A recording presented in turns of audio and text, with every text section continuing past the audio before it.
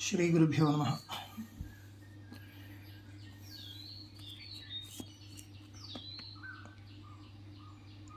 संभृत्यधिकरणम् इति संभृति द्विव्याप्त्यपि च अतः। अस्मिन् अधिकरणे अनारभ्याधीतानां गुणानां का गतिः इति विचार्यते। अनारभ्याधीताः गुणाः इत्युक्ते कस्यामपि शाखायां किमपि उपासनविशेषं विशेषप्रकरणे अपठिताः एवं उपास्यगुणाः इव प्रतीयमानाः गुणाः यदा उपलभ्यन्ते तर्हि तेषां गुणानां कुत्र निवेशः कर्तव्यः इति विचारणीयमस्ति। पूर्वमीमांसायामिव प्रकृतिविकारभावः अत्र नास्ति। तथा च अनारभ्याधीतानां प्रकृतौ निवेशः प्रकृतितः विकृतौ अतिदेशः अतिदेशेन प्राप्तिः एवं रूपेण वक्तुं न शक्यते। तस्मात् तेषां गुणानां कुत्र सम्बन्धः कर्तव्यः इति विचार्य वक्ष्यमाणं विषयम् आदावेव वदामि। तस्यामेव शाखायां विद्यमानं किमपि उपासनं तत्र निवेशः कर्तव्यः इति भाति। शाखान्तरे तु अवश्यं न गच्छति। तस्यामेव शाखायां विद्यमानं किमपि उपासनं तत्र अस्य योजनं कर्तव्यम् इति भाति। परन्तु तत् कर्तुं शक्यते वा इत्युक्ते विनिगमनाविरहो भवति। कुत्र निवेशनीयम्, एते गुणाः कुत्र योजनीयाः, कस्मिन् उपासने इति संशये यदि किमपि विनिगमकम् उपलभ्यते तर्हि तत्र योजनीयम्। इदम् एतत् सम्बन्धी इति प्रत्यभिज्ञापकं किमपि लिङ्गमस्ति चेत् इदानीं शाण्डिल्यविद्या पठिता, तत्सम्बन्धी एव एते गुणाः इति प्रत्यभिज्ञापकं लिङ्गं वर्तते चेत् तत्रैव योजयितुं शक्यते। यदि किमपि प्रत्यभिज्ञापकं लिङ्गं नास्ति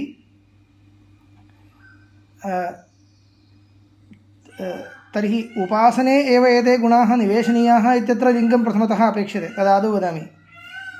एते गुणाः उपासनसम्बन्धिनः इत्यत्र लिङ्गम् अपेक्षते। यथा अव्यभिचरितक्रतुसम्बन्धः इत्युच्यते खलु, तत्र तद्वदेव अत्रापि अव्यभिचरित उपासनासम्बन्धिनः एते गुणाः इति अपेक्षते। अनन्तरं प्रत्यभिज्ञापकं लिङ्गम् अपेक्षते। एतत् सर्वम् अस्ति चेत् तत्र कुत्रचित् उपासनविशेषे एतेषां गुणानां निवेशः कर्तुं शक्यते। यदि किमपि नास्ति, किमपि कुत्रापि सम्बन्धं कर्तुं नैव शक्यते, तर्हि तत्र उपासनविशेषस्य प्रत्यभिज्ञापकं नाम उपासनसम्बन्धिनः एते गुणाः इत्यत्रापि नियामकं किमपि नास्ति, तर्हि किमपि न कर्तव्यं, केवलं पारायणे उपयोगः इत्येव, किमपि न कर्तव्यं, कुत्रापि निवेशादिकं नापेक्ष्यते। यदि तु उपासनसम्बन्धिनः एते गुणाः इति प्रतीयन्ते, उपासनविधिश्च तत्र नास्ति, तर्हि अन्यत्र निवेशयितुं च न शक्यते, तर्हि तत्रैव उपासनविधिः कल्पनीयः इति अभिप्रायः। यत्र ते गुणाः पठिताः तत्र तावत् गुणविशिष्टं किमपि उपासनान्तरं विधीयते इतिवत् उपासीता इति कल्पनीयम्। उपासनविधिं प्रकल्प्य नूतनं किञ्चित् उपासनं तत्र विधीयते इति निश्चयं कृत्वा तत्र ते गुणाः योजनीयाः इति अयं विषयः अस्मिन् अधिकरणे निरूप्यते। एकं स्थलं स्वीकृत्य तावदेव। ब्रह्मज्येष्ठाः वीर्याः संभृतानि ब्रह्माग्रे ज्येष्ठं दिवम् आततानः इत्येवं राणायणीयानां खिलेषु खिलभागः इति। राणायणीयाः सामगाः, सामवेदिनां राणायणीयशाखिनां खिलभागे एवं केचन गुणाः आम्नाताः दृश्यन्ते। वीर्यसंभृति द्युनिवेशप्रभृतयो ब्रह्मणो विभूतयः। ब्रह्म इति शब्दो वर्तते, तर्हि ब्रह्मणः गुणाः इति स्पष्टं भवति। वीर्यं संभृति द्युनिवेशः, तत्र उक्तं खलु, ज्येष्ठाः वीर्याः संभृतानि ब्रह्म अग्रे ज्येष्ठं दिवम् आततानः। दिवम् आततानः इत्यनेन द्विलोकप्रवेशः, द्विलोकव्याप्तिः एतादृशाः केचन गुणाः पठ्यन्ते, विभूतयः ब्रह्मणः पठ्यन्ते। तेषामेव च उपनिषदि शाण्डिल्यविद्याप्रभृतयो ब्रह्मविद्याः पठ्यन्ते। तेषां सामवेदिनाम् उपनिषदि छान्दोग्योपनिषदि शाण्डिल्यविद्याप्रभृतयः ब्रह्मविद्याः ब्रह्मोपासनानि अनेकानि पठ्यन्ते। तासु ब्रह्मविद्यासु ताः ब्रह्मविभूतयः उपसंह्रियेरन्न वा इति विचारणायाम्। इत्युक्ते विचारस्य विषयः अयमेव। खिलभागेषु पठितं नाम किमपि उपासनप्रकरणम् अनारभ्य पठितम् इत्यर्थः। तेषां किं तर्हि तस्यामेव शाखायां विद्यमाने यस्मिन् कस्मिंश्चित् उपासने निवेशः कर्तव्यो न वा इति विचारे प्राप्ते ब्रह्मसम्बन्धात् उपसंहारप्राप्तौ ब्रह्मसम्बन्धो वर्तते। ब्रह्मसम्बन्धिनः एते गुणाः इति स्पष्टं वर्तते। तर्हि ब्रह्मसम्बन्धि उपासने निवेशः इति वक्तव्यं। ब्रह्मसम्बन्धिनि कस्मिन् उपासने निवेशः इत्युक्ते विनिगमनाविरहे सर्वस्मिन्नपि उपासने ब्रह्मसम्बन्धिनः ये ब्रह्मसम्बन्धीनि यानि उपासनानि तस्यां शाखायां पठ्यन्ते तेषु सर्वेषु एतेषां गुणानाम् उपसंहारः अस्ति इत्येवं पूर्वपक्षे प्राप्ते एवं पठति। संभृति द्युव्याप्त्यपि च अतः पूर्वाधिकरणोक्तहेतुना एव अत्र उपसंहारो नास्ति इति ज्ञायते। पूर्वाधिकरणोक्तहेतुः इत्युक्ते तत्र प्रयोगभेदनियताः ये गुणाः पठ्यन्ते तेषां गुणानां प्रयोगान्तरे निवेशो नास्ति, तस्मिन्नेव प्रयोगे निवेशः इति पूर्वाधिकरणे उक्तम्। अत्रापि तद्वदेव संभृति द्विव्याप्तिप्रभृतयो विभूतयः शाण्डिल्यविद्याप्रभृतिषु न उपसंहर्तव्याः। अत एव च आयतनविशेष अत एव इत्यस्य अर्थं विवृणोति आयतनविशेषयोगात् इति। आयतनविशेषयोगात् तथा हि शाण्डिल्यविद्यायां हृदयायतनत्वं ब्रह्मणः उक्तम्। एष मे आत्मा अन्तर्हृदये इत्यस्ति तत्र। तर्हि हृदयायतनं ब्रह्म तत्र उपास्यं। हृदये उपास्यत्वेन ब्रह्मणः श्रवणं वर्तते इत्यर्थः। तद्वदेव तर्हि दहरविद्यायां भवतु इत्युक्ते दहरविद्यायामपि दहरं पुण्डरीकं वेश्म दहरोऽस्मिन् अन्तराकाशः इति हृदयायतनत्वं तथैव हृदयायतनत्वमेव तत्राप्यस्ति। उपकौशलविद्यायां तु तत्र निवेशो भवतु वा इत्युक्ते तत्र अक्ष्यायतनत्वमस्ति। एषो अक्षिणिपुरुषो दृश्यते इति।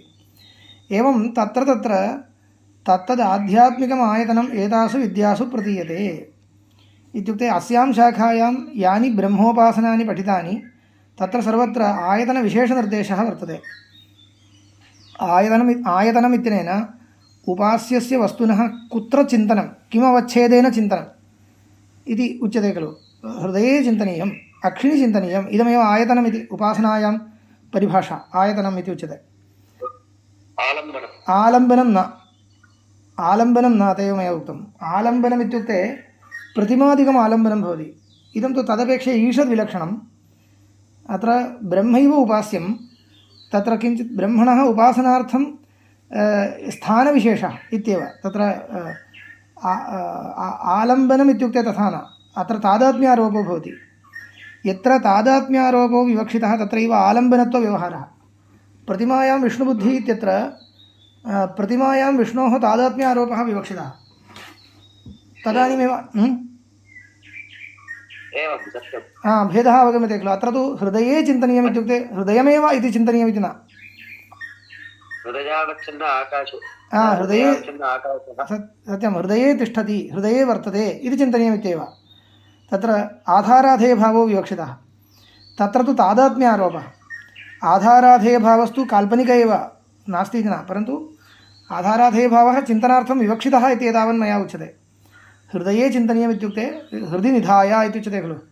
विश्वेश्वरं हृदि निधाय इत्युक्ते हृदि निधाय इत्युक्ते स एव आयतनम् इत्युच्यते। अस्तु, एवं रूपेण आयतनविशेषाः तत्र तत्र उपासनासु प्रतीयन्ते। आधिदैविक्यस्त्वेताः विभूतयः संभृति द्युव्याप्तिप्रभृतयः एताः अत्र अनारभ्याधीताः एताः विभूतयः भवन्ति किल। ब्रह्मज्येष्ठा वीर्या संभृतानि इत्यादि शब्देन उक्ताः मन्त्रे उक्ताः याः विभूतयः ताः कीदृश्यः आधिदैविक्यः न तु आध्यात्मिक्यः शरीरसम्बन्धिनः न इति आधिदैविक्यः इमाः विभूतयः वर्तन्ते इति कृत्वा तासां कुतः एतासु प्राप्तिः अतः वैलक्षण्यात् प्रत्यभिज्ञा एव न भवति तस्मात् अत्र प्राप्तिः प्रतिबध्यते इत्युक्तं। तदुपरि शङ्का ननु एतास्वपि आदिदैविक्यः विभूतयः श्रूयन्ते किल एतासु इत्युक्ते शाण्डिल्यविद्याप्रभृतिषु तच्छाखीयानाम् उपनिषदि पठितासु उपासनेषु उपासना इति स्त्रीलिङ्गेपि अस्ति नपुंसकलिङ्गेपि अस्ति उपासनासु इत्यपि सम्यगेव आदिदैविक्यः विभूतयः श्रूयन्ते खलु ज्यायान् दिवः ज्यायानेभ्यो लोकेभ्यः अस्ति शाण्डिल्यविद्यायाम् एष उ एव भामनीः एष हि सर्वेषु लोकेषु भाति नाम शरीरसम्बन्धम् अनादाय उच्यमानाः विभूतयः आदिदैविक्यः इति शरीरसम्बन्धम् आदाय उच्यमानाः अंशाः तत्र आध्यात्मिक्यः इति एवं व्यवस्था। तर्हि अत्रापि ज्यायान् दिवः ज्यायान् लोकेभ्यः एष उ एव भामनीः एष हि सर्वेषु लोकेषु भाति यावान् वा अयम् आकाशः तावान् अन्तर्हृदये आकाशः उभे अस्मिन् द्यावा पृथिवी अन्तरेव समाहिते इत्येवमाद्याः सन्ति किल एतासु शाण्डिल्यदहराद्युपासनास्वपि आदिदैविक्यः विभूतयः वर्तन्ते तर्हि अत्र निवेशः न भवति इति कथमुच्यते भवता सन्ति च अन्याः आयतनविशेषहीनाः अपि इह ब्रह्मविद्याः षोडशकलाद्याः इति तत्र वा निवेशो भवतु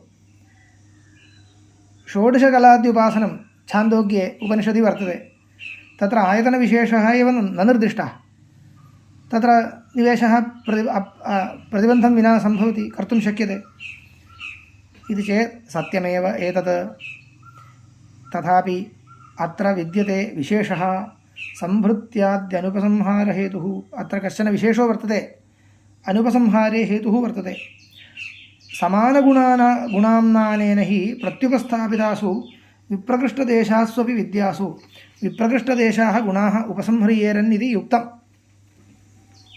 संभृत्यादयस्तु शाण्डिल्यादिवाक्यगोचराश्च मनोमयत्वादयो गुणाः परस्परव्यावृत्तस्वरूपत्वात् न प्रदेशान्तरवर्ति विद्या प्रत्युपस्थापनक्षमा अन्ततो गत्वा तावदेव तात्पर्यं भवदुक्तरीत्या कुत्रचित् उपसंहारः कर्तुं शक्यते स्म कर्तव्यमित्येव अनारभ्याधीतानां गुणानां यत्र तेषां प्रत्यभिज्ञा तत्र उपसंहारः कर्तव्यः इत्येव न्यायः अन्ततो गत्वा परन्तु अत्र प्रकृते न शक्यते कुतः उपसंहारं कर्तुं कुत्र उपसंहर्तव्यम् इत्यत्र प्रतिबन्धाभावमात्रेण उपसंहारो न सम्भवति प्रत्यभिज्ञापि अपेक्षते इति विशेषः उक्तः षोडशकलाद्युपासने यद्यपि प्रतिबन्धकं नास्ति परन्तु षोडशकलोपासनम् इति यदस्ति तत्सम्बन्धिनः एव एते गुणाः प्रदेशान्तरे पठिताः इत्यत्र किमपि तात्पर्यग्राहकं नैव उपलभ्यते इति स्थितौ कथं तत्र निवेशः कर्तुं शक्यते इत्येव तस्मात् तदेव उक्तं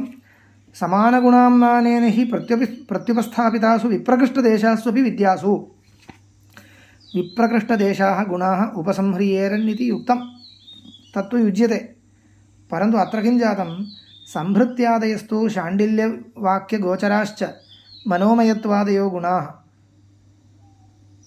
शाण्डिल्यादि वाक्यगोचराः गुणाः के मनोमयत्वादयः अत्र तु संभृत्यादयस्तु अत्र वर्तन्ते तर्हि परस्परव्यावृत्तस्वरूपत्वात् न प्रदेशान्तरवर्ति विद्या प्रत्युपस्थापनक्षमा तस्याः विद्यायाः अत्र प्रत्युपस्थापकः प्रत्यभिज्ञापकः कोऽपि धर्मः न उपलभ्यते न च ब्रह्मसम्बन्धमात्रेण प्रदेशान्तरवर्ति विद्या प्रत्युपस्थापनम् इत्युचितं तद् यदि ब्रह्मसम्बन्धः अस्ति किल तर्हि तावता प्रत्यभिज्ञा जायते इति यदि उच्यते तर्हि ब्रह्मसम्बन्धस्तु शाखान्तरपठितेषु उपासनेषु अपि वर्तते यत्र कुत्रापि उपसंहारः स्यात् इति तस्मात् इदम् उचितं न भवति विद्याभेदेपि तदुपपत्तेः इति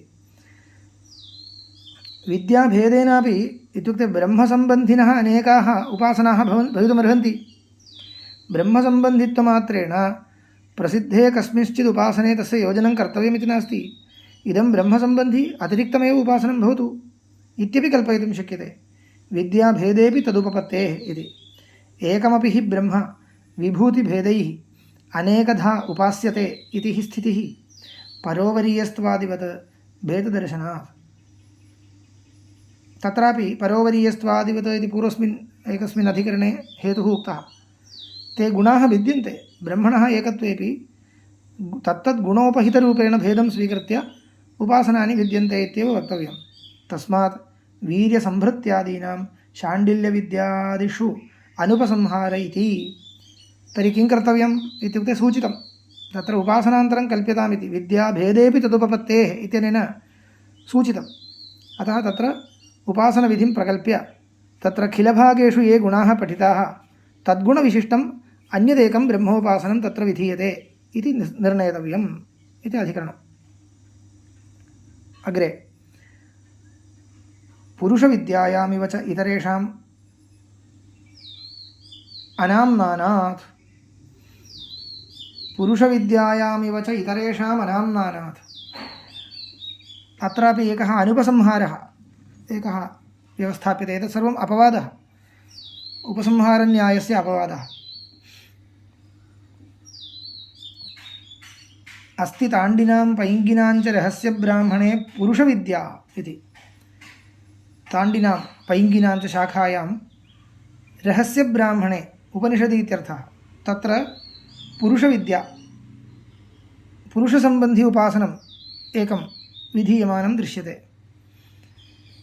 कथम् इत्युक्ते तत्र पुरुषः यज्ञः कल्पितः। पुरुषः यज्ञत्वेन कल्पितः। पुरुषो वावयज्ञः तस्य 24 वर्षाणि तत् प्रातःसवनं तदस्य वसवः अन्वायत्ताः तञ्चेदस्मिन् वयसि किञ्चित् उपतपेत् व्याध्यादिकं यदि पीडयेदित्यर्थः। स ब्रूयात् प्राणाः वसवः इदं मे प्रातःसवनं माध्यन्दिनं सवनम् अनुसन्तनुत इति माहं प्राणानां वसूनां मध्ये यज्ञो इत्यादि यज्ञो विलोप्सीय अत्र वर्तते। व्याख्याने सर्वाणि वाक्यानि अर्थेन सह उद्धृतानि वर्तन्ते। एवञ्च किं भवति तत्र अस्माकम् अपेक्षितांशस्तु एतावानेव यज्ञत्वेन रूपेण पुरुषः कल्पितः। तस्यां शाखायां तदीयम् आयुः त्रेधा विभज्य, पुरुषस्य आयुष्कालः त्रेधा विभज्यते।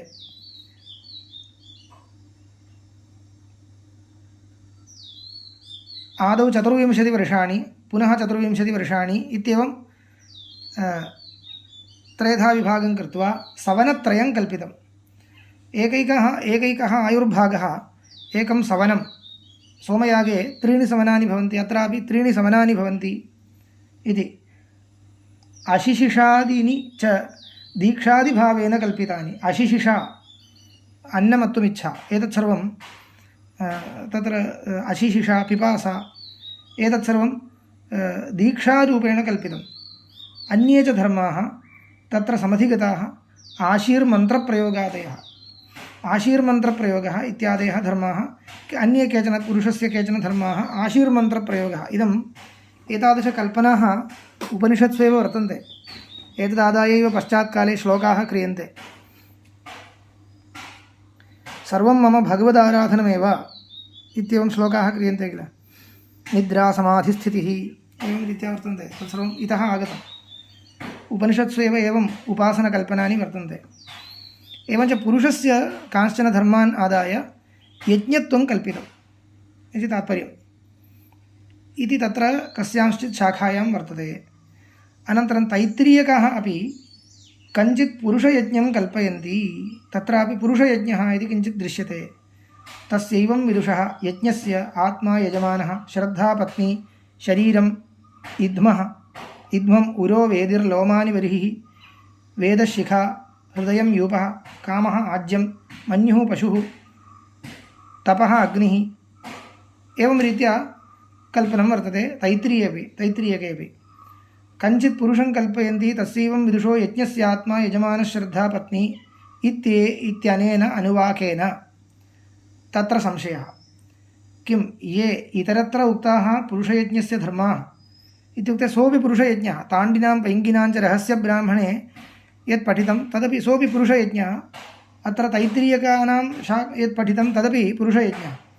तर्हि परस्परं प्रत्यभिज्ञा जायते इति स्थिते उपसंहारो भवति वा न वा इति इदानीं विचार्यते।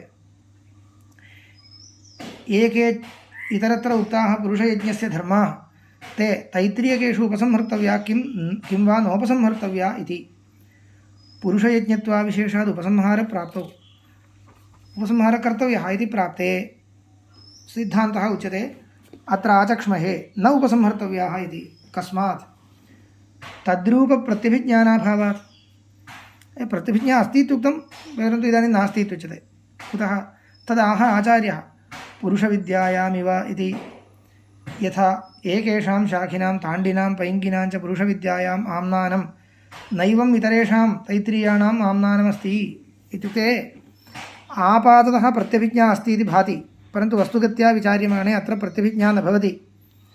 पुरुषयज्ञत्वमात्रेण प्रत्यभिज्ञामादाय सर्वम् उपसंह्रियते इति न वक्तव्यं, किन्तु तत्र यज्ञस्य कल्पनं कथं कृतं वर्तते इति चिन्तनीयम् इति उच्यते।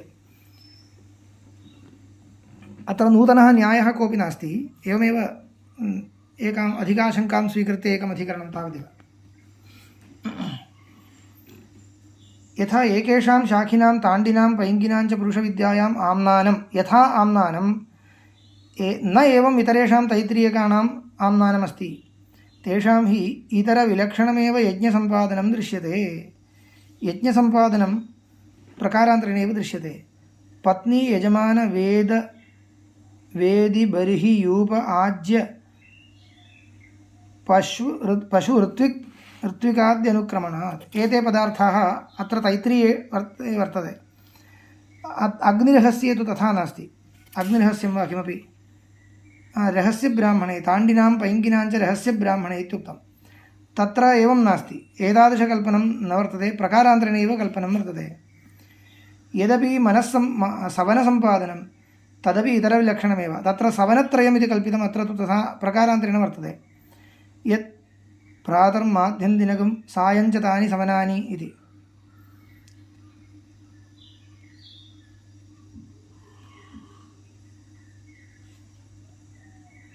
अत्र किं प्रकारान्तरं कृतं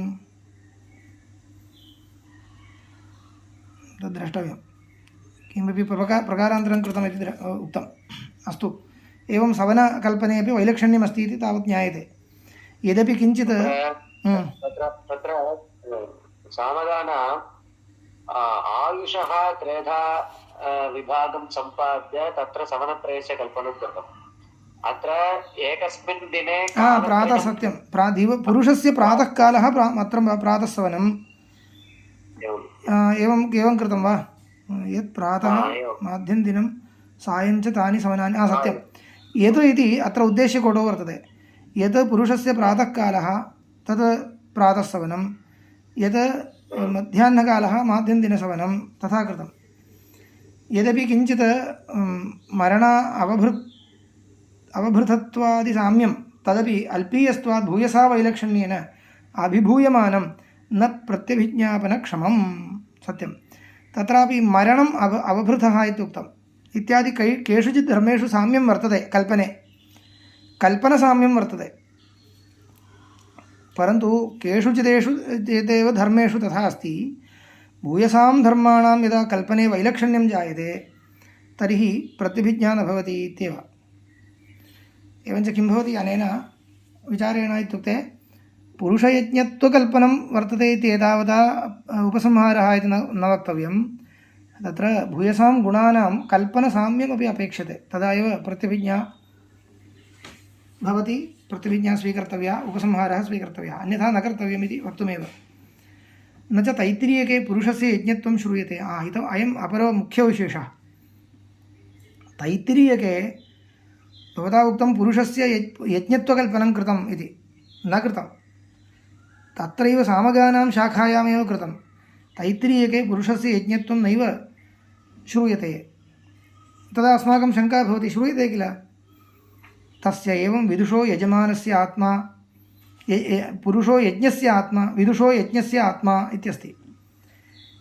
तस्य एवं विदुषः यज्ञस्य विदुषो यज्ञस्य विद्वदभिन्नस्य यज्ञस्य विदुषो यज्ञस्य इति वर्तते खलु। विदुषः यज्ञस्य विद्वानेव यज्ञः तस्य आत्मा यजमानः श्रद्धा पत्नी इत्येवं वर्तते किल इति शङ्का भवति। तथा न इति वदति भाष्यकारः वदति विदुषो यज्ञस्य इति हि न च एते समानाधिकरणे षष्ठ्यौ विद्वान् एव यो यज्ञः तस्य इति अर्थो न इति। विद्वान् विद्वदभिन्नो यो यज्ञः तस्य इति अर्थः न वक्तव्यः। विद्वान् एव अत्र यज्ञः इति न विवक्षा। न हि पुरुषस्य मुख्यं यज्ञत्वमस्ति। पुरुषे तु यज्ञत्वम् उच्यते चेत् कल्पनीयम्। अस्तु कल्पयितुं शक्यते किल, कल्प्यताम् उपासनार्थम् इत्युक्ते तथा न। यदा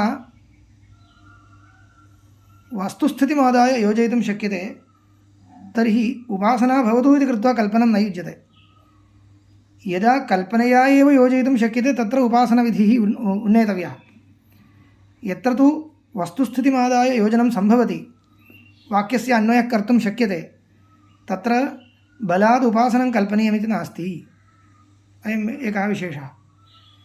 यद्यपि समानाधिकरणषष्ठी प्रतीयते पुरस्फूर्तिका अस्ति, तथापि व्यधिकरणषष्ठी स्वीकारे अत्र वस्तुस्थितिः इति आलोचयितुं शक्यते, कल्पनं वारयितुं शक्यते। तस्मात् यत्र कल्पनेनैव निरूपणं कर्तव्यं वाक्यार्थस्य तत्रैव उपासनं कल्पनीयम्। अन्यथा उपासनविधिः तत्र न अध्याहर्तव्यः इति। प्रकृते किं जातम् इत्युक्ते प्रकृते समानाधिकरणषष्ठी इत्यपि वक्तुं शक्यते, व्यधिकरणषष्ठी इत्यपि वक्तुं शक्यते। परन्तु व्यधिकरणषष्ठी स्वीकारे कल्पनं वारयितुं शक्यते, तस्मात् व्यधिकरणषष्ठी एव अत्र ग्राह्या इति उच्यते। तथा च वदति विद्वानेव यो यज्ञः तस्य इत्यर्थो न। न हि पुरुषस्य मुख्यं यज्ञत्वमस्ति, व्यधिकरणे त्वेते षष्ठ्यौ इति। तर्हि कथं योजनं? विदुषो यो यज्ञः तस्य इति। विदुषो यो यज्ञः तस्य इत्यर्थः। विद्वानेव यज्ञः इति न, विदुषः विद्वत्सम्बन्धी यो यज्ञः तस्य इति। भवति हि पुरुषस्य मुख्यो यज्ञसम्बन्धः। इदानीं काल्पनिकं किमपि नास्ति, पुरुषस्य यज्ञेन सह मुख्यः सम्बन्धो वर्तते। सत्याञ्च गतौ मुख्य एव अर्थः आश्रयितव्यो न भाक्तः।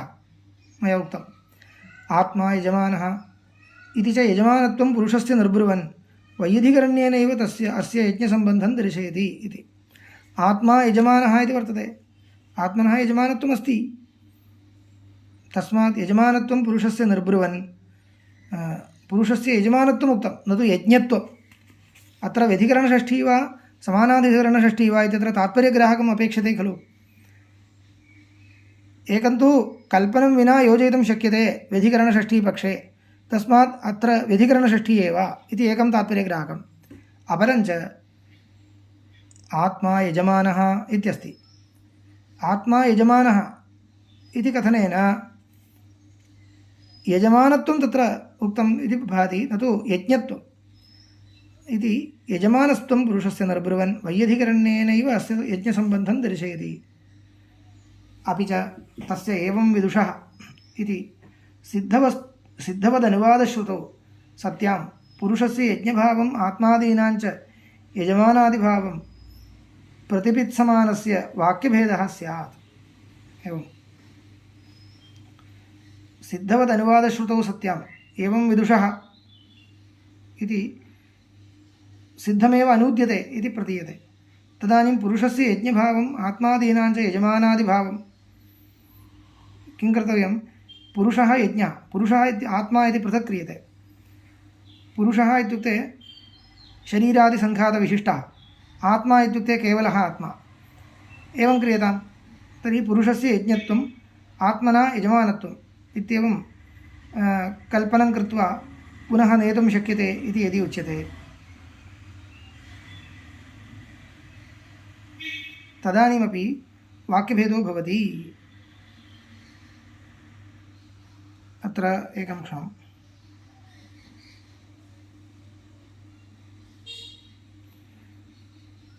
व्याख्याने पठामि ननु वैयधिकरण्यपक्षेपि विदुषः साम्पादिकयज्ञसम्बन्धः अनूद्यते इति वक्तव्यं तन्नोपपद्यते न हि इह तस्मिन् पक्षे साम्पादिकस्य कस्यचित् यज्ञस्य प्रतिपादनं सम्भवति अत्र साम्पादिकयज्ञ एव नास्ति इति मुख्ये एव यज्ञः प्रतिपाद्यते उत्तरत्र हि आत्मादीनां यजमानत्वादिकमेव सम्पादितं न तु कस्यचित् यज्ञत्वं सम्पादितं नापि यज्ञस्य साम्पादिकस्य विद्वत्सम्बन्धः केनचित् प्रमाणेन प्राप्तः साम्पादिकस्य यज्ञस्य अत्र विदुषः यज्ञः इत्युक्ते साम्पादिकयज्ञो न काल्पनिकयज्ञो न मुख्ये एव यज्ञः अत्र विवक्षितः इति ज्ञायते अतः तत्र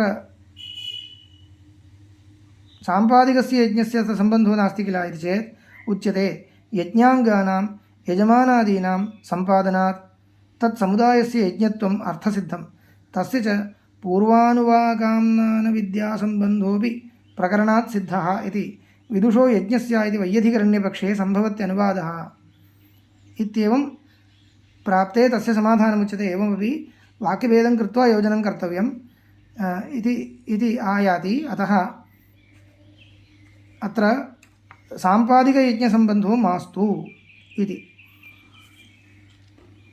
वाक्यभेदोऽपि सह्यताम् इति उच्यते चेत् अग्रे अपि च ससन्न्यासाम् आत्मविद्यां पुरस्तादुपदिश्य अनन्तरं तस्य एवं विदुषः इत्याद्यनुक्रमणं पश्यन्तः पूर्वशेष एव एषः आम्नायो न स्वतन्त्र इति प्रतीमः तथा च एकमेव फलम् उभयोरप्यनुवागयोरुपलभामहे ब्रह्मणो महिमानमाप्नोति इति इदं तु वस्तुगत्या समाधानम् एतावत्पर्यन्तम् अवान्तरसमाधानमेव उक्तम् अत्र किं भवति तैत्तिरीयकानां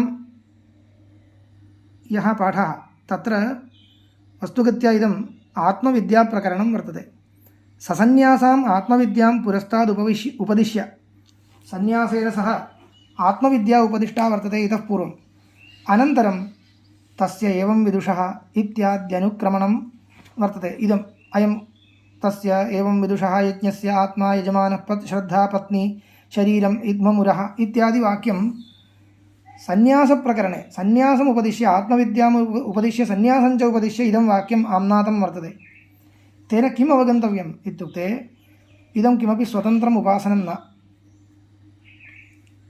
किं तर्हि तत्र सन्न्यासं यः स्वीकरोति तस्य इतः परं वास्तविकेन यज्ञेन सम्बन्धो नास्ति किल वास्तविकेन यज्ञेन सम्बन्धो नास्ति इत्येतस्य प्रतिपादनं वास्तविकं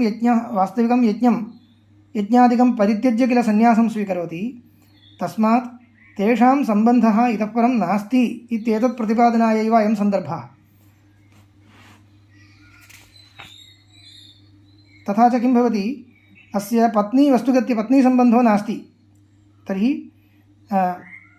श्रद्धा एव पत्नी इद्धमसम्बन्धो नास्ति तर्हि किम् इद्धमं तस्य शरीरमेव इद्धमं वेदिः नास्ति तर्हि उर एव वेदिः बर्हिः नास्ति लोमानि बर्हिः एवञ्च वास्तविकपदार्थसम्बन्धो नास्ति इतः परं कर्माधिकाराभावात् इत्येतत् प्रतिपादने अत्र तत्स्थानीयम् अन्यं निर्दिश्य तेषां प्रत्याम्नानं करोति तत्रैव अस्य वाक्यस्य तात्पर्यम् अत्र किमपि उपासनविधानं नास्ति इत्येव तैत्तिरीये तत्र तु तथा न कुत्र ताण्डिनां पैङ्गिनां च रहस्यब्राह्मणे पुरुषविद्या उक्ता खलु तत्र तु तद् उपासनमेव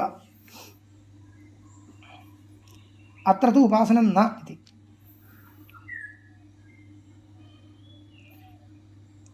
तदुच्यते अपि च ससन्न्यासाम् आत्मविद्यां पुरस्तादुपदिश्य अनन्तरं तस्य एवं विदुषः इत्याद्यनुक्रमणं पश्यन्तः पूर्वशेष एव एषः आम्नायः न स्वतन्त्रः इति प्रतीमः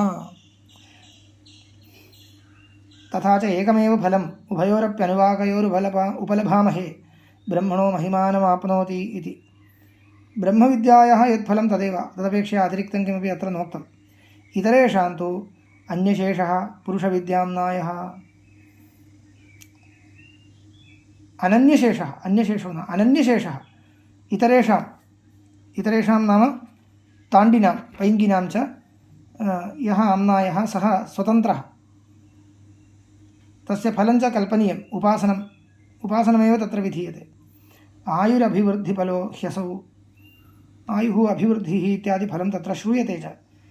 प्रह 16 वर्षशतं जीवति य एवं वेद इति समभिव्याहारात्। तस्मात् शाखान्तराधीतानां पुरुषविद्याधर्माणाम् आशीर्मन्त्रादीनाम् अप्राप्तिस्तैत्तिरीयके इत्युक्ते तैत्तिरीयके तु उपासनमेव न इदम्, अन्यशेषः ब्रह्मविद्याशेषः, शेषभूतमिदमाम्नानमिति कृत्वा तत्रत्यानां गुणानाम् अत्र न कोऽपि सम्बन्धः इति।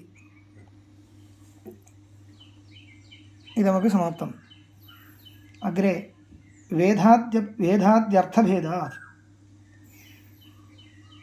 अस्त्याथर्वणिकानाम् उपनिषदारम्भे मन्त्रान्नायः सर्वं प्रविद्य हृदयं प्रविद्य धमनीः प्रवृज्य शिरो अभिप्रवृज्य त्रिधा विपृक्तः इत्यादि एकः मन्त्रः पठ्यते। आथर्वणिकानाम् उपनिषदारम्भे इदानीं किं भवति, अत्र कः विशेषः इत्युक्ते उपनिषदः एव आरम्भे उपनिषद असम्बन्धि अर्थप्रतिपादक इव कश्चिन् मन्त्रः पठितः। तर्हि किं कर्तव्यं तस्य इति विचारः। सर्वं प्रविद्य हृदयं प्रविद्य धमनीः प्रवृज्य शिरः अभिवृज्य त्रिधा विपृक्तः इत्यादि कश्चिन् मन्त्रः आथर्वणिकानाम् उपनिषदारम्भे, उपनिषदः आरम्भात् किञ्चित् पूर्वमिति तत्र पठ्यते। ताण्डिनाम् एवमेव अन्यान्यपि उदाहरणानि। ताण्डिनां शाखायाम् उपनिषदारम्भे देवः सवितः प्रसूवयज्ञम् इत्यादि मन्त्रः वर्तते। शाट्यायनिनां श्वेताश्वो हरितो हरिनीलो असि हरितनीलोऽसि इत्यादि। कठानां तैत्तिरीयाणां च शन्नो मित्रः शंवरुणः इत्यादि।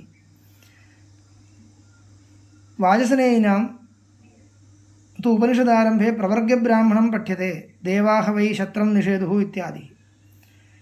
इत्युक्ते उपनिषत्प्रतिपाद्येन सह सम्बन्धो नास्ति इत्येव। शन्नो मित्रः शंवरुणः इत्यपि तथैव। वरुणः मित्रः इत्यादीनां किं कर्तव्यम् इदानीम्? एतेषां मन्त्राणां कः उपयोगो वक्तव्यः इति। कौशीतकीनामपि अग्निष्टोमब्राह्मणं ब्रह्म वा अग्निष्टोमो ब्रह्मैव तदहः ब्रह्मणैव ते ब्रह्मोपयन्ति ते अमृतत्वम् आप्नुवन्ति य एतदहरुपयन्ति इति। किमेते सर्वं प्रविद्य इत्यादयो मन्त्राः प्रवर्ग्यादीनि च कर्माणि विद्यासु उपसंह्रियेरन् किं वा नोपसंह्रियेरन् इति मीमांसामहे इति इदानीं विचारः।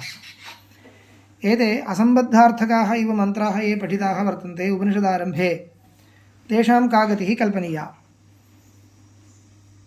सर्वं प्रविद्या इत्यादयो मन्त्राः एवं प्रवर्ग्यादीनि च कर्माणि, प्रवर्ग्यसम्बन्धी मन्त्रः, प्रवर्ग्यब्राह्मणं, प्रवर्ग्यमिति ज्ञायते अस्माभिः, ज्योतिष्टोमाङ्गं भवति, तस्य तत्सम्बन्धी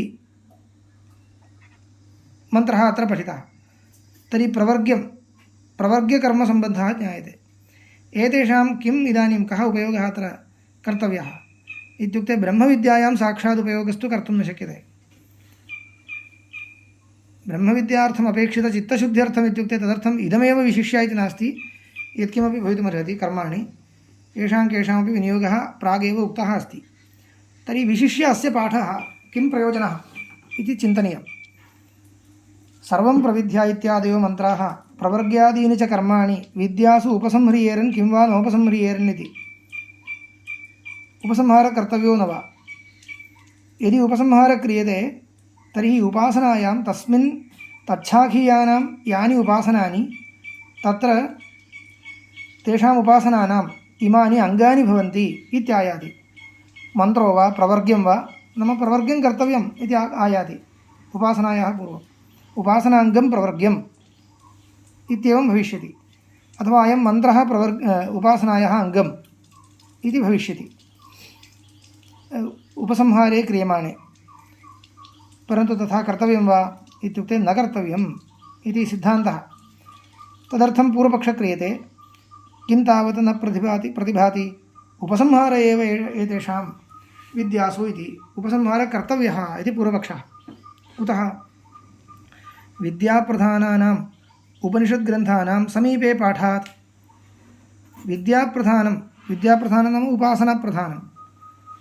उपासनप्रधानानाम् उपनिषद्ग्रन्थानां समीपे उपनिषदारम्भात् अव्यवहितपूर्वसन्दर्भे पाठात् तथा च किं जातं सन्निधिरस्ति इति ज्ञायते। सन्निधिप्रमाणेन अङ्गाङ्गिभावो ज्ञायते। नन्वेषां विद्यार्थतया विधानं नोपलभामहे इति। सन्निधिपाठमात्रेण सम्भवति वा? विद्यार्थतया विधानं तु नास्ति एव। इत्युक्ते पाठम् अनुपलभमाना अपि अनुमास्यामहे कल्पयामः इति तथैव खलु। तत्र सर्वत्र श्रुतिरपेक्षते इत्यस्ति वा?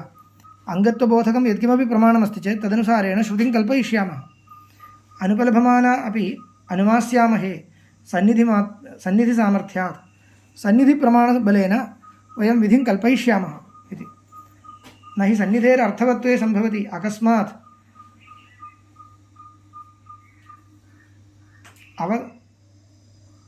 असौ अनाश्रयितुं युक्तः। सन्निधेरर्थवत्वे सम्भवति सति सन्निधेरर्थवत्वं नाम सन्निधिप्रमाणस्य विनियोगोपयोगित्वं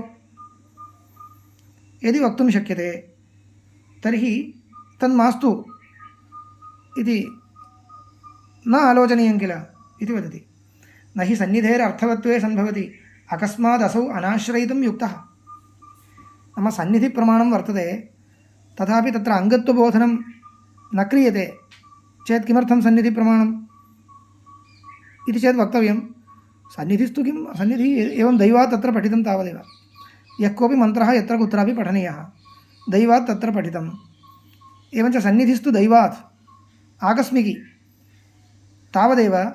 तत्र तादृशसन्निधिप्रमाणेन अङ्गाङ्गिभावकल्पनं मास्तु इति वक्तव्यं। परन्तु तथा वक्तुं न उचितं। सन्निधिप्रमाणसत्त्वे अन्यथा किमर्थं सन्निधिः इति किमपि एकं प्रमाणम् अङ्गाङ्गिभावबोधनाय स्थापितं वर्तते। तस्मात् अत्र सन्निधिप्रमाणस्य सत्त्वात् तेन प्रमाणेन श्रुतिं कल्पयित्वा एतेषां मन्त्राणाम् उपनिषदारम्भात् अव्यवहितपूर्वसन्दर्भे पठितानां मन्त्राणाम् उपनिषदि आम्नाद उपासनां प्रति अङ्गत्वं वक्तव्यम् इति पूर्वपक्षः।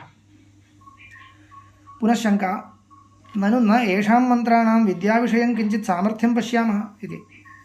एतेषां मन्त्राणां प्रकृत उपासनासम्बन्धि अर्थप्रतिपादकत्वं नास्ति, लिङ्गं नास्ति सर्वथा। मन्त्राणां सामर्थ्यं नाम अर्थप्रतिपादनसामर्थ्यं। प्रकृतोपासनाङ्गत्वं वक्तव्यं चेत् प्रकृतोपासनासम्बन्धि यत्किमपि अर्थः अनेन प्रतिपादनीयः किल। तद्विना कथम् एवमेव अकस्मात् अङ्गत्वं कल्पयितुं शक्यते। यतोहि सन्निधिप्रमाणेन यदि अङ्गत्वं कल्पनीयं तर्हि सन्निधिना प्रकरणं प्रकल्प्य प्रकरणेन वाक्यं प्रकल्प्य वाक्येन लिङ्गं प्रकल्प्य अनन्तरं श्रुतिः प्रकल्पनीया। तत्र लिङ्गप्रकल्पनकाले बाधो भवति। सर्वथा लिङ्गमेव नास्ति अत्र। नाम विपरीतं लिङ्गं च वर्तते इति। लिङ्गं न वर्तते इति कृत्वा एव कल्पनीयं। सामर्थ्यम् एतेषाम् अङ्गत्वेन विनियोगं कर्तुं मन्त्राणां तत्सम्बन्धि अर्थोपस्थापकत्वम् अपेक्षते। सर्वथा यदा न भवति तर्हि लिङ्गकल्पनमेव प्रतिबध्यते इति। लिङ्गकल्पनं प्रतिबध्यते। तस्मात् एतेषां विनियोगो न युक्तः। कथञ्च प्रवर्ग्यादीनि कर्माणि अन्यार्थत्वेन विनियुक्तानि सन्ति विद्यार्थत्वेनापि प्रतिपद्येमहि। अयञ्च दोषः। प्रवर्ग्यम् उपासनाङ्गं भवतु इति पूर्वपक्षिणा उक्तं। कथम्? अन्याङ्गत्वेन विनियोगः जातः। ज्योतिष्ठोमाङ्गत्वेन प्रवर्ग्याख्यस्य कर्मणः ज्योतिष्ठोमाङ्गत्वेन प्रबलप्रमाणेन विनियोगो जातः। वाक्यप्रमाणेन विनियोगो जातः। एवञ्च अन्याङ्गत्वेन विनियुक्तस्य पुनः अन्याङ्गत्वं न सम्भवति इति कश्चन नियमः अस्ति। तत्र नियमे कश्चित् परिष्कारोपि वर्तते।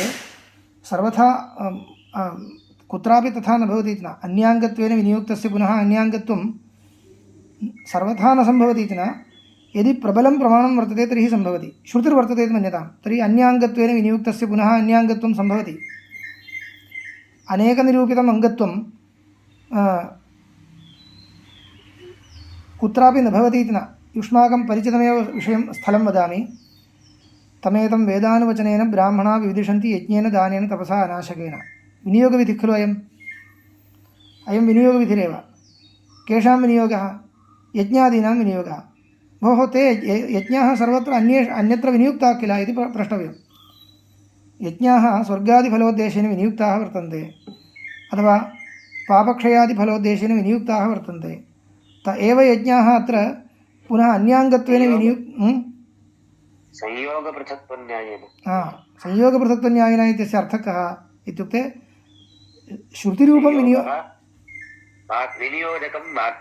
विनियोजकं वाक्यं नाम श्रुतिः अपेक्षते। अत्र श्रुतिरस्ति तमेतं वेदानुवचनेन इति इयमेव श्रुतिः वर्तते इति कृत्वा यज्ञादीनाम् अन्योद्देशेन विनियुक्तानां तेषामेव यज्ञादीनाम् इदानीं विद्योद्देशेन वा विविदिषोद्देशेन वा विनियोगः कर्तुं शक्यते। प्रश्नोपनिषदि वा कुत्रचित् ओङ्कारस्य प्रतीकत्वेन एवम् अपरब्रह्मप्रतीकत्वेन उभयथा तत्र एवं भवेत्। तत्र श्रुतिसत्त्वे अङ्गीकुर्मः इत्युक्ते किं भवति? अन्यत्र विनियुक्तस्य नियमः अयमेव। श्रुतिरेव अपेक्षते इत्यपि न, अन्यत्र विनियुक्तस्य कस्यचित् पुनः अन्यत्र विनियोगः यदि अपेक्षते तर्हि तदपेक्षया पूर्वं प्रमाणम् अपेक्षते। येन प्रमाणेन अन्यत्र विनियुक्तं तदपेक्षया प्रबलं प्रमाणमस्ति चेत् अन्यत्रापि विनियोगः समं वा प्रमाणम् अपेक्षते। समं प्रबलं वा समं वा प्रमाणम् अपेक्षते। किं प्राकृतानाम् अङ्गानां विकृतौ अतिदेशः अस्ति, तर्हि विकृत्यङ्गत्वमपि ज्ञायते अस्ति। तदा अतिदेशप्रमाणबलात् अन्यथा न भवति। तत् समबलं प्रमाणं भवति अतिदेशः।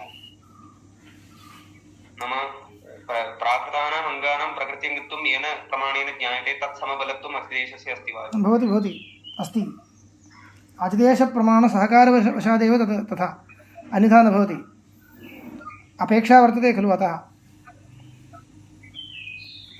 अतिदेशप्रमाणं विना न शक्यते किल। अत्र तु अतिदेशः इति नास्ति, अतिदेशस्य विचारे एव नास्ति अत्र। तस्मात् अत्र किं जातं? वाक्यप्रमाणेन प्रवर्ग्यस्य ज्योतिष्टोमं प्रति अङ्गत्वेन विनियोगो जातः। इदानीं तस्यैव प्रवर्ग्यस्य आथर्वणिकानाम् उपासनं प्रति अङ्गत्वं वक्तव्यं चेत् किं प्रमाणं वर्तते? वाक्यं तु नास्ति, सन्निधिः इति वक्तव्यं। सन्निधिस्तु दुर्बलं प्रमाणम् इति, तस्मात् न शक्यते इत्येव।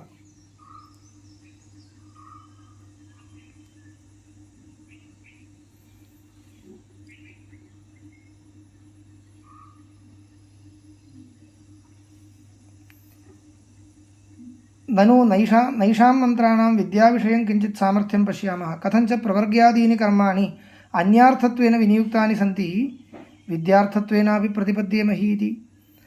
एवं सिद्धान्तिनां प्रश्नः अयं। तदा पूर्वपक्षिणाम् उत्तरं नैषदोषः, सामर्थ्यं तावत् मन्त्राणां विद्याविषयमपि किञ्चित् शक्यं कल्पयितुं सामर्थ्यं कल्पयितुं शक्यते इति वदति। कुतः? हृदयादिसङ्कीर्तनात्। हृदयादीनां कीर्तनमत्र अस्ति। हृदयं तु उपासनासम्बन्धी भवति। हृदयादीनि हि प्रायेण उपासनेषु आयतनादिभावेन उपदिष्टानि। तद्वारेण च हृदयं प्रविद्या इत्येवं जातीयकानां मन्त्राणाम् उपासनाङ्गत्वम् उपपन्नम् इति। दृष्टश्च उपासनेष्वपि मन्त्रविनियोगः। उपासनेषु मन्त्रस्य कः उपयोगः इत्युक्ते अस्ति। उपासनेष्वपि अङ्गभूतः मन्त्रः भवितुमर्हति। उपासनं नाम केवलं चिन्तनमिति न, चिन्तनं तत्र प्रधानं भवति। तत्र अङ्गमपि अङ्गभूतः मन्त्रोऽपि न वारयितुं शक्यते। दृष्टश्च उपासनेष्वपि मन्त्रविनियोगः। भूः प्रपद्य अमुना अमुना अमुना इत्येवमादिः। तथा प्रवर्ग्यादीनां कर्मणाम् अन्यत्र अपि विनियुक्तानां सदाम् अविरुद्धो विद्यासु विनियोगः। वाजपेय इव बृहस्पतिसवस्या इति। वाजपेय इव बृहस्पतिसवस्या। अत्र किञ्चित् विचारः मीमांसकानाम् अभिप्रायः अन्यः इत्यादि अस्ति। अत्र व्याख्यानेषु महान् पराक्रमः अस्ति, परिमलकारैः बहु लिखितं। वाजपेय इव बृहस्पतिसवस्य इति। बृहस्पतिसवेन इष्ट्वा वाजपेयेन यजेत, वाजपेयेन इष्ट्वा बृहस्पतिसवेन यजेत इत्यस्ति। अनेन वाक्येन किं कृतं, वाजपेयं प्रति बृहस्पतिसवस्य अङ्गत्वमुक्तं। वस्तुगत्या बृहस्पतिसवः अन्योद्देशेन विनियुक्तः, अन्यफलोद्देशेन विनियुक्तं किञ्चित् कर्मान्तरं, तस्यैव कर्मणः वाजपेयोद्देशेन वाजपेयाङ्गत्वम् उक्तं। वाजपेयेन इष्ट्वा बृहस्पतिसवेन यजेत इति वाक्येन। तत्र प्रयोगबहिर्भूतम् अङ्गम् इति मीमांसकैः उच्यते। एवञ्च अन्योद्देशेन विनियुक्तस्य पुनः अन्योद्देशेन विनियोगो न भवति इति नास्ति इत्युक्तम्। इदम् आपाततः एव, यतः मया नाम सिद्धान्तिना तु वक्ष्यते तत्र प्रबलप्रमाणं विना विनियोगो न भवति इत्येव नियमः। विनियोगः एव न भवति इति न, अन्योद्देशेन विहितस्य पुनः अन्योद्देशेन विनियोगस्तु सम्भवति। अत्र वाजपेयेन इष्ट्वा बृहस्पतिसवेन यजेत इति वाक्यं वर्तते, तस्मात् विनियोगो जातः। अत्रापि कल्प्यतामिति पूर्वपक्षः, तावदेव। इदानीं बृहस्पतिसवः वाजपेयस्य अङ्गभूतः खलु, तर्हि अन्यत्र कुत्र विनियोगः बृहस्पतिसवस्य? न बृहस्पतिसवस्य पृथगेव फलान्तरोद्देशेन विनियोगः अस्ति। अस्ति अस्ति अत्र कः मीमांसकानाम् अत्र विप्रतिपत्तिः का इत्युक्ते, भाष्यकारैः उक्तम् उदाहरणं समीचीनं नास्ति इति मीमांसकानां शङ्का भवति। इत्युक्ते मीमांसकैः अत्र कर्मभेदः उक्तः। अन्योद्देशेन विनियुक्तः बृहस्पतिसवः अन्यः, वाजपेयाङ्गभूतः बृहस्पतिसवः अन्यः इति। परन्तु भाष्यकारे किमुक्तम्, अन्योद्देशेन विनियुक्तस्य तस्यैव बृहस्पतिसवस्य पुनः वाजपेयोद्देशेनापि विनियोगो वर्तते इत्युक्तं किल। एतत् कथं सङ्गच्छते इति पृष्ट्वा मीमांसकानाम् अस्मिन् विषये मतं मीमांसकमतम् इति यदुच्यते तदयुक्तम् इति भाष्यकाराणाम् अभिप्रायो वर्तते इति। मीमांसकमतं प्रसिद्धमीमांसकमतं खण्डयित्वा भाष्यकारैः यदुक्तं तत् समर्थितमस्ति परिमलकारैः। महान् विचारः तत्र अस्ति। तदा प्रकृते नास्माकं नोपयुज्यते। एवं पूर्वपक्षे प्राप्ते ब्रूमः न येषाम् उपसंहारो विद्यासु इति। कस्मात्? वेदाद्यर्थभेदात् हृदयं प्रविद्या इत्येवं जातीयकानां हि मन्त्राणां ये अर्थाः हृदयवेदादयः भिन्नाः अनभिसम्बद्धाः ते उपनिषदुदिताभिः विद्याभिः अनभिसम्बद्धाः इति। ते उपनिषदुक्ताभिः विद्याभिः सह सर्वथा असम्बद्धाः वर्तन्ते, न तेषां ताभिः सङ्गन्तुं सामर्थ्यमस्ति। तेन सह योजने सर्वथा सामर्थ्यं नास्ति, लिङ्गं प्रतिकूलं वर्तते इत्येव उक्तम्। अत्र किं भवति, अस्य मन्त्रस्य अर्थः कः इति वदामि। सर्वं प्रविद्य इति उक्तं। सर्वं प्रविद्य, सर्वम् इत्यस्य सर्वं शरीरं, हृदयं च प्रविद्य भित्त्वा, धमनीः इत्युक्ते धमनीः नाम शिराः, शिरा नाडी शिरा इत्युच्यते खलु। शिरश्च प्रवृज्य नाशयित्वा त्रिधा छिन्नः कर्तव्यः।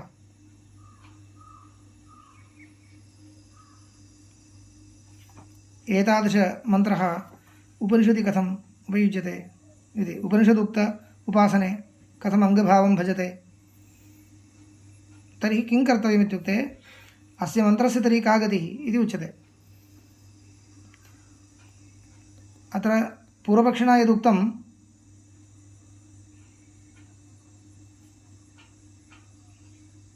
ननु हृदयस्य उपासनेषु अभ्युपयोगात् उपासनेष्वपि उपयोगात् तद्वारकः उपासनासम्बन्धः उपन्यस्तः इति। हृदयस्य उपासनासम्बन्धः अस्ति इति मया उक्तं किल इति पूर्वपक्षी उक्तवान्।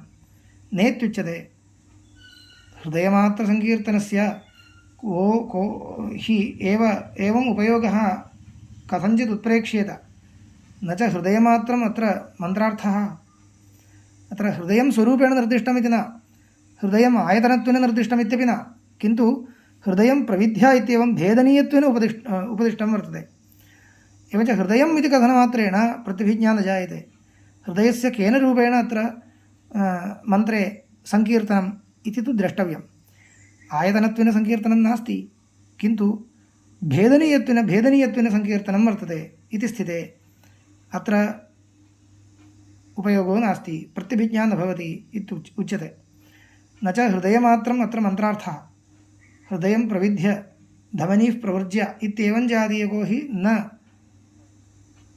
सकलो मन्त्रार्थो विद्याभिरभिसम्बध्यते एवं जातीयकः अयं मन्त्रार्थः उपनिषदुक्ताभिः उपासनैः सह सर्वथा सम्बन्धं लब्धुम् अयोग्यः वर्तते तर्हि किं कर्तव्यम् इत्युक्ते आभिचारिकविषयो ह्येषोऽर्थः एषः आभिचारिकविषयः आभिचारिकं कर्म शत्रुनिग्रहार्थं यत् कर्म तत्सम्बन्धी अयमर्थः प्रतीयते तस्मात् आभिचारिकेण कर्मणा सर्वं प्रविद्या इत्येतस्य मन्त्रस्य अभिसम्बन्धः इति लिङ्गेन विनियोगः कर्तव्यः आभिचारिके कर्मणि अस्य मन्त्रस्य विनियोगः कर्तव्यः तथा इदं जातं तथा देवः सवितः प्रसूवयज्ञम् इत्यस्य यज्ञप्रसवलिङ्गत्वात् यज्ञेन कर्मणा सम्बन्धः केनापि यज्ञेन सह सम्बन्धः कर्तव्यः यज्ञप्रसवः अत्र मन्त्रेण प्रतिपाद्यते इति कृत्वा यज्ञोत्पत्तिः अतः येन केनापि यज्ञेन सम्बन्धः कर्तव्यः यज्ञसामान्यसम्बन्धस्तु ज्ञातः इतः परं तद्विशेषसम्बन्धस्तु प्रमाणान्तराद् अनुसर्तव्यः केनचित् प्रमाणान्तरेण सम्बन्धविशेषं ज्ञात्वा अस्मिन् यज्ञे अस्य सम्बन्धः इति कल्प्यताम् इत्येव तत् किमिति नोक्तं स्वयमेव आलोचनीयमिति त्यक्तं भाष्यकारैः प्रकृते उपासनेन सम्बन्धो नास्ति प्रतिपादने तात्पर्यं तावदेव एवम् अन्येषामपि मन्त्राणां केषाञ्चित् लिङ्गेन केषाञ्चित् वचनेन केषाञ्चित् प्रमाणान्तरेण इत्येवम् अर्थान्तरेषु विनियुक्तानां रहस्यपठितानामपि मसतां न सन्निधिमात्रेण विद्याशेषत्वोपपत्तिः इति तत्र उपनिषत् उपक्रमे पठितं वा उपनिषत् बहिः तत्सम्बन्धितया पठितं वा भवतु उपनिषद्येव अन्तः पठितं वा भवतु उपासनाप्रकरणे एव पठितं वा भवतु मन्त्रः पठितो वा भवतु सन्निधिमात्रेण तदङ्गत्वं न भवति कुतः दुर्बलो हि सन्निधिः श्रुत्यादिभ्यः इत्युक्तं प्रथमे तन्त्रे पूर्वमीमांसायां जैमिनिना उक्तं श्रुतिलिङ्गवाक्यप्रकरणस्थानसमाख्यानां समवाये पारदौर्बल्यमर्थविप्रकर्षात् इति उक्तं तथा कर्मणामपि प्रवर्ग्यादीनां समवायः इत्यस्य कः एकत्र समावेशः श्रुतिलिङ्गवाक्यप्रकरणस्थानसमाख्यानां रूपाणां प्रमाणानाम् एकत्र समावेशे किं कर्तव्यं परस्य दौर्बल्यम् इत्युच्यते एकत्र समावेशो नाम लिङ्गदृष्ट्या अन्यत् प्रतीयते श्रुतिदृष्ट्या अन्यत् प्रतीयते श्रुतिस्तु गार्हपत्याङ्गत्वं वदति लिङ्गं तु उपस्थापनाङ्गत्वं वदति श्रुतिस्तु गार्हपत्योपस्थापनाङ्गत्वं वदति लिङ्गम् इन्द्रोपस्थापनाङ्गत्वं बोधयति तर्हि किं कर्तव्यम् इति अयमेव समावेशः इतः परं प्रवर्ग्यविषये तथा कर्मणामपि प्रवर्ग्यादीनाम् अन्यत्र विनियुक्तानां न विद्याशेषत्वोपपत्तिः न ह्येषां विद्याभिः सह ऐकार्थ्यं किञ्चिदस्ति एकप्रयोजनकत्वमस्ति वा तदपि नास्ति वाजपेये तु बृहस्पतिसवस्य स्पष्टं विनियोगान्तरं श्रुतिरूपं विनियोगान्तरमस्ति वाजपेयेन इष्ट्वा बृहस्पतिसवेन यजेत इति तस्मात् तत्र भवति अत्र तु न भवति अपि च एकोऽयं प्रवर्ग्यः सकृदुत्पन्नः बलीयसा प्रमाणेन अन्यत्र विनियुक्तो न दुर्बलेन प्रमाणेन अन्यत्र विनियोगमर्हति प्रवर्ग्यं कर्मैव भिन्नं भिन्नं चेत् भवेत् तदेव कर्म चेत् एकत्र प्रबलेन प्रमाणेन विनियुक्तं पुनः दुर्बलेन प्रमाणेन अन्यत्र विनियोगं न प्राप्नोति। अगृह्यमाणविशेषत्वे हि प्रमाणयोः एतदेवं स्यात्।